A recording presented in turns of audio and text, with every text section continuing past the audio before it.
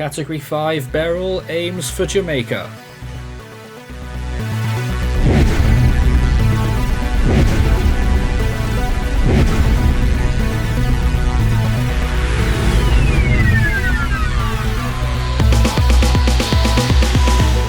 After its incredible peak intensity earlier when it reached 175 miles per hour most likely, Beryl has slightly tapered off in its intensity, and latest images are showing that the eye is starting to have a few hiccups.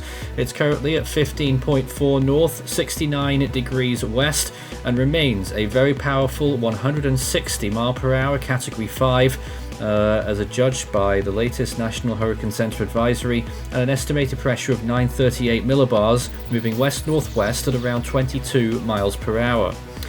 Latest recon planes found borderline Category 5 winds, and they appear to be finding slightly weaker wind speeds as they did earlier this morning. Here it is right now with its estimated wind field extending out up to 150 nautical miles to the northeastern quadrant. And of course it's got extremely powerful winds near the center of it right now, but thankfully no storm force winds are currently affecting land. However, there is a hurricane warning for Jamaica, a tropical storm warning for the south coast of Haiti and the Dominican Republic, and a hurricane warning for that region as well as a hurricane watch in effect for the Cayman Islands. It is 301 kilometers from Isla Sayona, 351 from Santo Domingo, 492 from Port-au-Prince, 874 from Kingston, and 1354 from Grand Cayman. So the key messages are pretty simple: damaging winds, but as well as that, storm surge is also an issue. We are expecting up to 8 feet of it for the coast of Jamaica, and winds of up to 130 miles per hour are expected anywhere across the island of Jamaica, with storm force winds beginning early on Wednesday morning. Violent winds expected further south at the moment in particular, because the track forecast takes it just along the south coast by the looks of things right now. A landfall is absolutely possible in Jamaica from this storm, and if it's still a Category 4 by the time it does that, then it will become the strongest landfall in Jamaican history, beating out no less than Hurricane Gilbert. The storm is expected to curve towards the northwest later on in the forecast period, and there is a possibility now that it could reach the coast of Texas this weekend into the first part of next week, although by the looks of things it is expected to be much weaker. In fact barely holding on to tropical storm status, we hope. As of right now though, it is still a 160 miles per hour monstrous hurricane with good support, although it does appear as though it may just be about to lose that status in the coming hours as satellite imagery is deteriorating. Nonetheless, it is still extremely powerful with good agreement around that Category 5 threshold.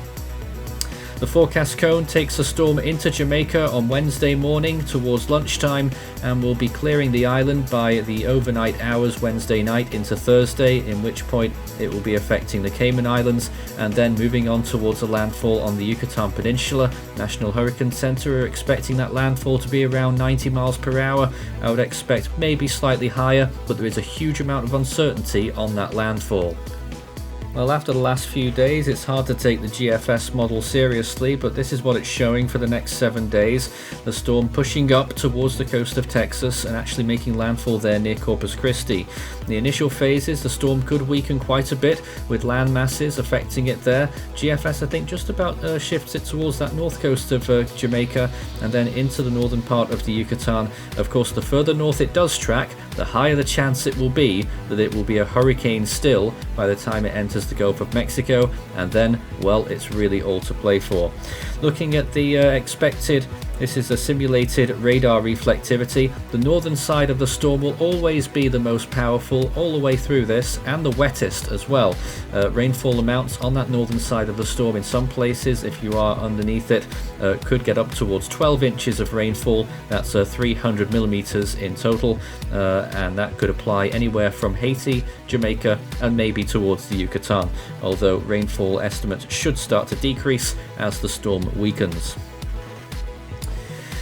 And looking at the total rainfall amounts, as we've been alluding to there, some of those red zones are the areas which will be getting towards that 300mm threshold, and the eastern tip of Jamaica also should get some significant amounts of rain too.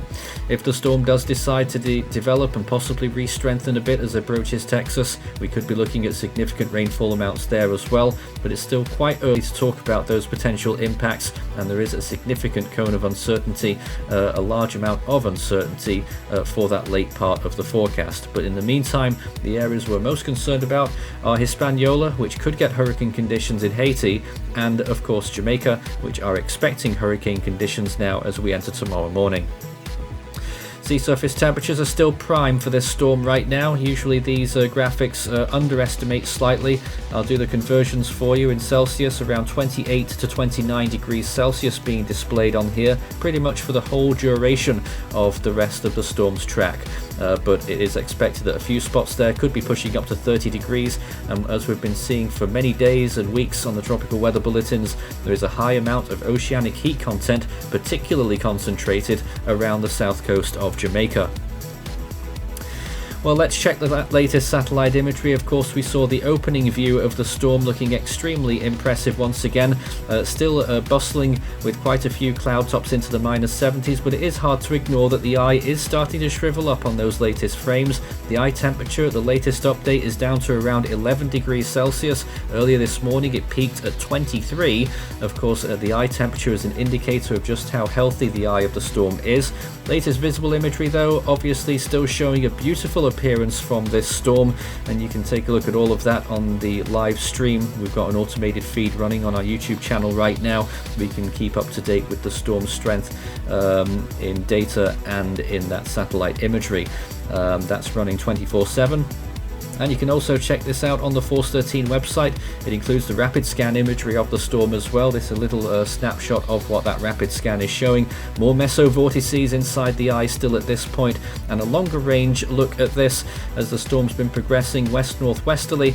Earlier on, it probably reached 175 mile/hour winds, and boy did it look delicious during that nighttime imagery. And during the daylight hours here, we are finally starting to get a little bit of that weakening, which was forecasted yesterday. Although it has been delayed, it has stayed stronger for longer than expected, and of course it goes without saying that this storm became extremely powerful beyond anyone's forecast, and of course some of the Windward Islands are reeling.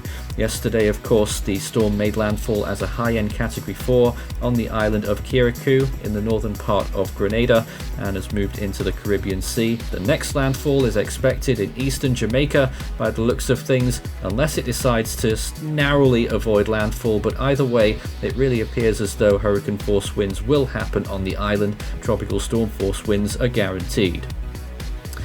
Latest imagery once again, a few more snapshots there. Northwestern side really starting to struggle with wind shear on the increase. Beryl starting to weaken, but it will come too late for some of these islands of the Greater Antilles.